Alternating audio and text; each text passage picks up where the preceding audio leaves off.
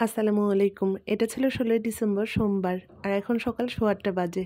এখন পর্যন্ত কেউ ঘুম থেকে ওঠেনি। তবে আমার ঘুমটা আরও অনেক আগে ভেঙেছে। কিছু সময় শুয়েছিলাম আর এখন আর শুয়ে থাকতে ইচ্ছে করছিল না। তো ভাবলাম যে ছাদ থেকে একটু ঘুরে আসি। সবাই তো ঘুমিয়ে আছে।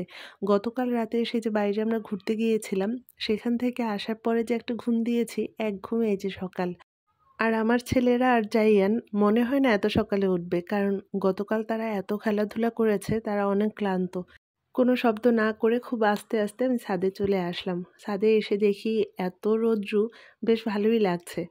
অনেকদিন পর সকালে এই রোদে ছাদে এসে হাঁটাহাঁটি করছি। আমাদের বাসায় তো তেমন একটা ছাদে ওঠা হয় না, আর সকালবেলা তো ওঠাই হয় না। আমার ননদরা যখন আসে তখন একটু বিকেলের দিকে ওঠা হয়। তো ছাদে যখন আমি আসলাম তখন হঠাৎ করে এই বানরটা দেখে আমি অপ্রস্তুত হয়ে গিয়েছিলাম। একবার ভেবেছিলাম চলে যাব, কারণ এই বানরটা এসে যদি আমাকে ধরে কী একটা অবস্থা হবে বলেন। মনে মনে ভয়ও পাচ্ছিলাম।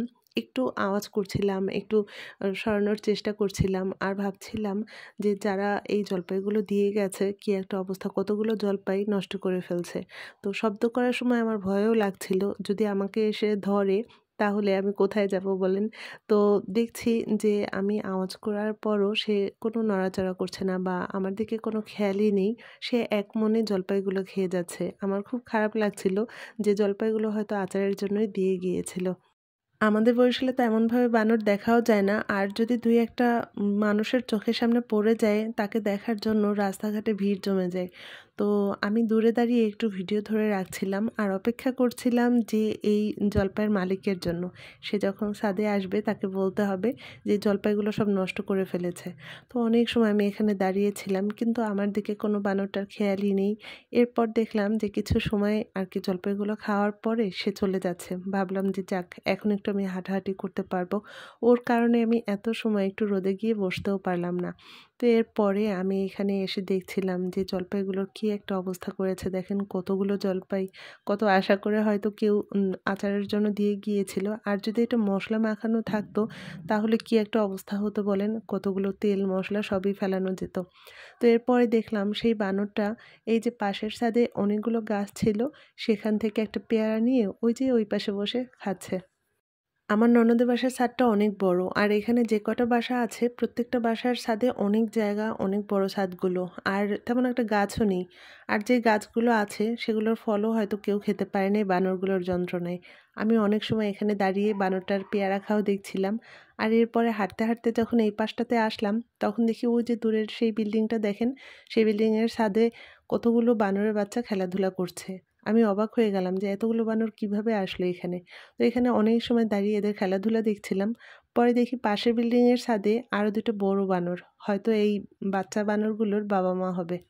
কেউ হয়তো বানরগুলোকে পোষে, যার কারণে বানরগুলো সবসময় এখানেই থাকে। তো আমি অনেক সময় দাঁড়িয়ে বানরের খেলা দেখছিলাম। আর এর মাঝে সে জলপাইয়ের যে মালিক সে এসেছিল। এসে জলপাইগুলো তুলে নিচ্ছিল নিচ থেকে। তো আমি বললাম যে, "আপু, জলপাইগুলোতে বানর মুখ দিয়েছে।" তো সে শুনে আফসোস করল যে এতদিন বানরগুলো ছিল না, যার কারণে এই জলপাইগুলো আজকে রোদে দিয়েছে। তাও নষ্ট করে দিল। তো এর মাঝে আবার আমার ছেলেরা উঠেছে। সবাই একসঙ্গে আমরা সকালের নাস্তা করতে বসলাম। আর সকালের নাস্তায় ছিল সবজি খিচুড়ি, গরুর মাংস ভুনা, ডিম, সালাদ। তারপরে সবাই মিষ্টি খেলো। আর এরপরে তো এই যে ৩ ভাই একসঙ্গে খেলাধুলা যে শুরু করবে, সারাদিন এভাবেই চলতে থাকবে। বেশি, বেশি ভাই-বোন, বেশি, বেশি কাজিন থাকা আসলেই অনেক আনন্দের। এই দিক থেকে আমার বাচ্চারা আসলে অনেক বেশি লাকি, কারণ ওদের অনেক কাজিন আছে। আর যখন স্কুল বন্ধ হয়ে যায় তখন দেখা যায় আমরা ঢাকা বেড়াতে আসি। আর নয়তো জাইয়ানরা বরিশালে যায় বা আমার বোনরাও বরিশালে আসে, তখন ওদের সময়টা খুব সুন্দর কাটে। আজকে ১৬ ডিসেম্বর বন্ধের দিন। জসিম ভাইও বাসায় আছে। আর গতকালই আমরা ঠিক করে রেখেছিলাম যে আজকে সবাই একসঙ্গে আমরা ঘুরতে বের হব। তো ওদের বাসার কাছাকাছি আহসান মঞ্জিল হওয়াতে এখানেই আমরা যেতে চাই। আর ঢাকায় তো ঘুরতে ভালোই লাগে, তবে যখন যানজটের মধ্যে পড়ি সেই সময়টা আমার খুব খারাপ লাগে। আমাদের বরিশাল তো ছোট শহর, শান্তির শহর। সেখানে ঘন্টার পর ঘন্টা জ্যামে বসে থাকতে হয় না। দেখা যায় আমরা বাইরে কোথাও ঘুরতে বের হলে ১০-১৫ মিনিটের মধ্যেই সেই জায়গায় পৌঁছে যাই। তবে ঢাকা কোথাও ঘুরতে বের হলে তো ১০-১৫ মিনিট কি, দেখা যায় ঘন্টার পর ঘন্টা জ্যামের মধ্যে বসে থাকতে হয়। গাড়ি চলন্ত অবস্থায় তেমন একটা খারাপ লাগে না। তবে এই জ্যামের মধ্যে বসে থাকলেই আমার বেশি কষ্ট হয়। তবে ১ম ২-৩ দিন এই কষ্টটা বেশি লাগে। তারপরে আস্তে, আস্তে সবকিছু ঠিক হয়ে যায়। তো এরপরে এই যে দুপুরবেলা আমরা সবাই একসঙ্গে দুপুরের খাবার খেতে বসলাম। দুপুরের খাবারে ছিল রূপচাঁদা ফ্রাই, তারপর সবজি, ডাল, গরুর মাংস ভুনা। দুপুরের খাওয়া-দাওয়া শেষ করার পরে ওরা সবাই একসঙ্গে খেলাধুলা করলো অনেক সময়। আর এরপর আমরা সবাই একসঙ্গে মিলে বাইরে ঘুরতে বের হয়েছিলাম। কোথায় গিয়েছিলাম সেটা আর আজকের ভ্লগে দিব না, তাহলে আজকের ভ্লগটা অনেক বেশি বড় হয়ে যাবে।